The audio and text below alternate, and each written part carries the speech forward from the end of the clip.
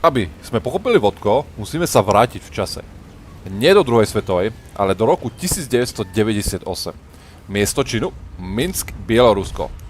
Mladý chalan menom Viktor Kyslý zakladá štúdio Wargaming. A nie, nezačali tankmi. Ich prvé projekty? Šachové partie na steroidoch. Robili hardcore stratégie ako Massive Assault. Kritici ich milovali, ale hráči? No, tí hrali Counter-Strike a StarCraft. Wargaming mal talent, mal mozgy, ale nemal peniaze. Boli tu klasickí nerdi, ktorí chceli robiť inteligentné hry, ale trh chcel rýchlu akciu. Čaute, to ma ešte nepozná, ja som Ondreus. Píše sa rok 2008, Wargaming je na kryžovatke.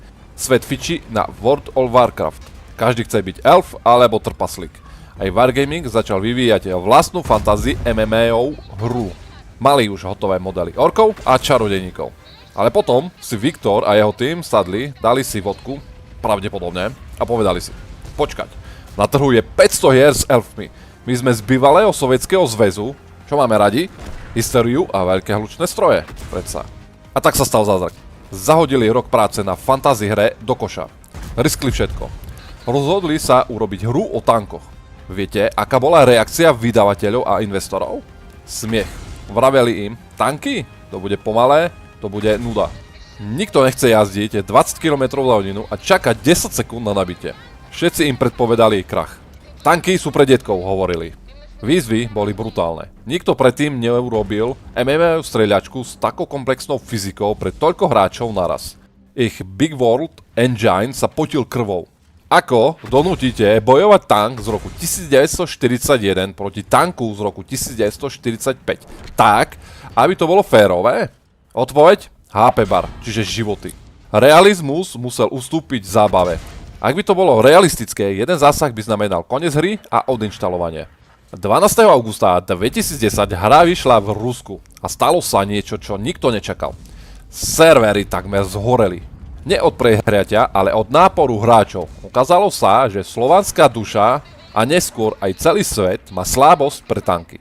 Hra bola free to play. V tej dobe to znamenalo šmejt zadarmo. Wargaming ale ukázal, že free to play môže byť a kvalita. Zrazu to nehrali len deti, hrali to otcovia, detkovia, manažéri. Tak si to zhrňme. Čo im nevyšlo? Pôvodný plán urobiť kópiu World of Warcraft. Našťastie. Predstavte si, že by ste dnes namiesto v Tigrovi 1 jazdili na ružovom jednorožcovi. Taktiež prvé verzie fyziky boli, povedzme, kreatívne. Tanky sa zasekávali o kamienky a letali do stratosféry. Čo im vyšlo? Sadili na pomalý adrenalín. Vodko nie je o tom, kto rýchlejšie kliká, ale kto lepšie myslí, väčšinou. A hlavne trafili dieru na trhu veľkosti kráter a po artilérii. Z malej firmy v Minsku, ktorá nemala na výplaty, sa stal gigant so sídlom na Cypre. A Viktor?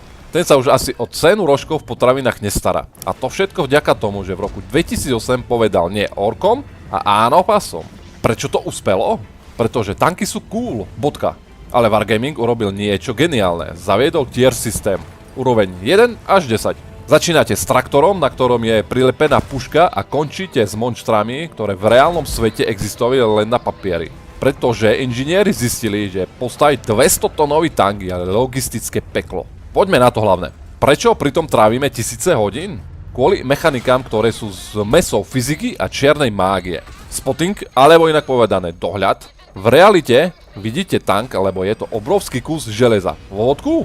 Ak má tank dobré maskovanie a vy nemáte dohľad, môže stať 50 metrov od vás a vy ho neuvidíte, kým do vás nevystrelí. Hovorí sa tomu klingonské maskovacie zariadenie. RNG, alebo inak povedané Random Number Generator. Toto je boh tejto hry. RNG rozhoduje, či vaša strela trafí poklop veliteľa, alebo odletí na mesiac zostrieť satelit Starlink plus minus autobus. To znamená, že aj keď všetko robíte dokonale, hra si môže hodiť kockou a povedať: dnes nie je barážka. Aktuálna situácia v roku 2026? Hra sa zrýchlila. Máme tu tanky s raketovými boostmi, máme tu autolodéry, ktoré vás vypnú za 4 sekundy a máme tu goldovú muníciu. Kedysi stála reálne peniaze, nestojí herné kredity, ale stále platí. Keď nevieš mieriť, nábi goldy. Je to fér? Nie. Je to zábava? Keď ste ten, kto strieľa, tak áno. Aby ste neboli len rajčiny, tu sú 3 veci, ktoré ste možno nevedeli. Prvá zaujímavosť, hra na duchov. Stalo sa vám, že strela preletela skrz tank? Nie je to chyba v Matrixe. Je to desynchronizácia servera. Váš klient vidí tank tu, ale server vie, že tank je už o metr ďalej. Poučenie? Ak máte vysoký ping, radšej hrajte Artiny a pite pritom kávu. Druhá zaujímavosť. Väčšina tankov nikdy neexistovala. V hre je cez 600 tankov. Reálne bojovalo možno tak 20%. Zvyšok to sú salmonské sny. Inžinieri si ich nakreslili na servítku v krčme v roku 1944. Wargaming tú servítku našiel a bum, máme tier 10. Napríklad, celá línia poľských ťažkých tankov? Čistá sci-fi, ale vyzerajú dobre. Tretia zaujímavosť. Najťažší tank v hre versus fyzika. Nemecký Maus váži 188 tón. V hre ho ale dokáže roztlačiť alebo zablkovať malý 6-tónový francúzsky Schwab, ak sa mu zasekne pod pásy. Herná fyzika vodka je nastavená na arkádu, nie simuláciu. Preto tanky pri náraze do domu dom nezbúrajú, ale dom sa rozpadne ako z lega. Takže prečo to hrať dnes? Pretože napriek všetkému hnevu, RNG a gold spamu neexistuje lepší pocit, než keď v poslednej sekunde vyhráte bitku 1 proti 3. Je to šach s delami.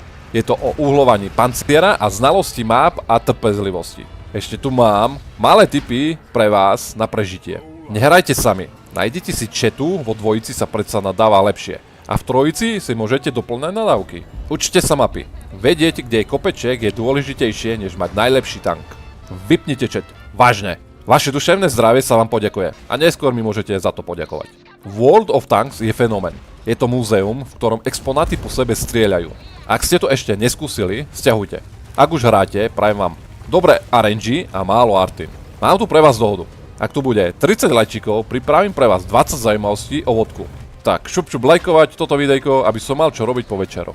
Ďakujem, že ste to pozerali až sem do konca. Nezabudnite zanechať odber, lajčík a do komentárov mi napíšte, ktorý tank najviac nenávidíte a prečo sú to práve Artiny. Ja sa s vami lúčim, majte sa krásne a čauky.